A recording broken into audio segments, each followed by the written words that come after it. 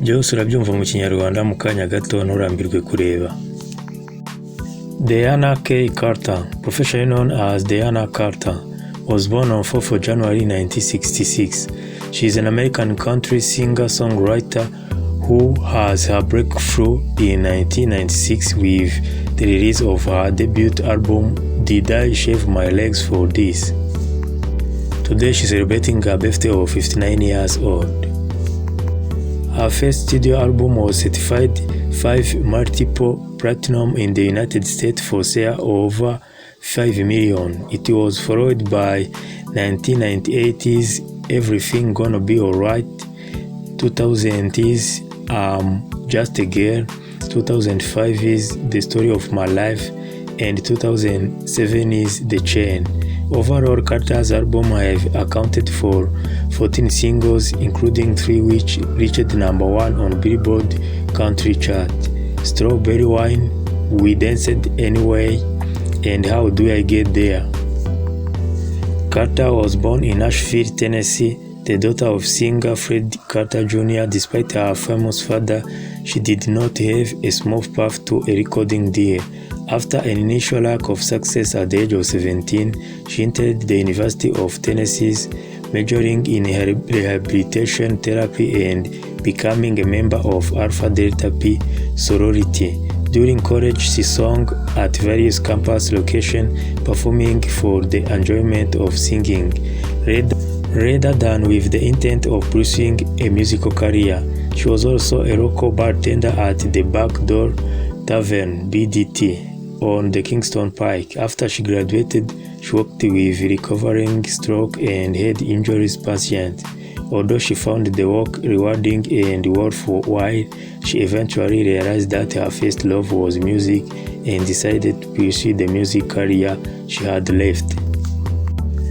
Carter dated music video director Chris Hick and had a son during their relationship, Gray Hayes.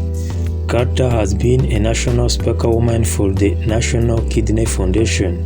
Her late father was a kidney transplant recipient. Carter also was the author of a book, Songs from the Heart. In her musical career, she was nominated many times for different awards, such as Best Female Country Vocal Performance for the song Strawberry Wine and Did I Shave My Legs for This?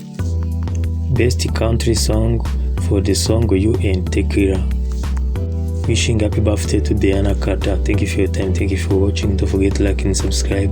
If you have any suggestion, write the comment. Thank you. Have a nice day. For information was published on Wikipedia. Uyu munsi ni isabukuru y'amavuko y'imyaka 59 ya Deana Kay Carter, uzwi cyane nka Deana Carter. Akaba ari umunyamerika ucuranga injyana ya country. Akaba yaramenyekanye kuri albumu ye ya mbere yashyize hanze mu mwaka 1996, yari indirimbo yakunzwe cyane yitwa Did I Shave My Legs for This. Iyi albumu ye ya mbere yacurujwe amafaranga arenga miliyoni 5 z'amadolari y'Amerika.